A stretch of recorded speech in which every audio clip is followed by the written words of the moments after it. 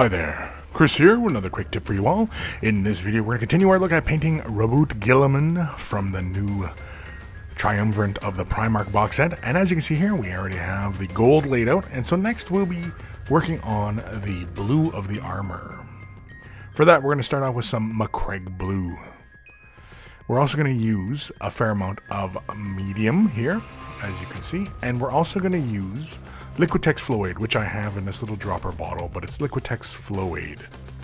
Basically what we're going to do is we're going to thin this paint down just a bit, not to a wash consistency, but fairly thin. And we're going to add about 2 or 3 drops to this, and basically what this is going to do is it's going to help the paint creep into the recesses of the details, because the blue of the armor is in behind the gold trim, and it sits in those little recesses in the armor, just like that. Basically with the Flow-Aid, it's going to help with that coverage. And of course we will have to, because we've thinned it out, we will have to apply more than one coat, but that's fine, because again, that just makes sure that we get a nice even coverage. But because we have the Flow-Aid inside this paint mixed in, it's fairly straightforward to apply it onto the model, and as long as you physically don't move the bristles outside of the area, the paint will stay inside the boundaries of the model. As you can see here, we have the blue all worked out onto the model. Next is Drakenhof Nightshade. We're going to use this to shade all the blue areas, obviously. And also the added benefit of using these shade washes, of course, in this regard, is that it's going to give us a nice little bit of separation. So we can apply it fairly generously onto the blue areas of the model, as it'll create a nice deep dark line around the gold sections and create like a little, almost like a black lining, as it were. Next, we're going to come back in with some Macragge Blue, and basically we're going to reestablish the main body of those areas, as the Drakenhof Nightshade, really kind of brings the color down a bit. And so we're just going to reestablish some of these highlights here, and basically we're just going to follow along, just the little details, staying inside the areas without touching any of where the gold filigree will be popping out or anything like that. But otherwise, it's pretty straightforward. Next, we're going to use Altdorf Guard Blue. Altdorf Guard Blue. This is a really nice little subtle blue.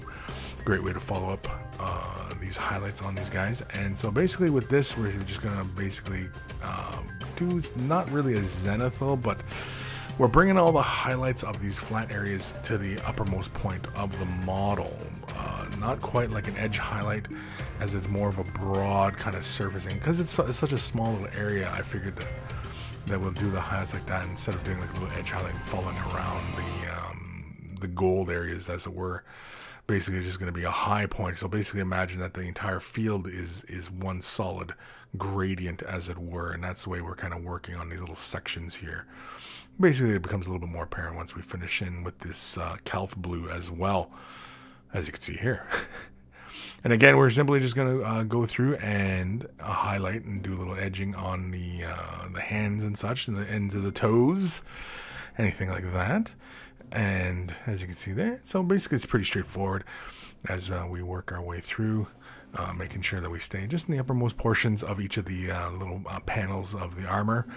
And once we're all done with that, we're going to come in with Guilliman Blue, and basically we are going to give these areas a glazing, as the Calgar Blue is a desaturated kind of blue, and it loses a little bit of the vibrancy when you build up these highlights. And so with the Guilliman Blue here glaze, it reintroduces that nice vibrant blue, which is going to play very nicely with our multicolored kind of gold that we got going on here.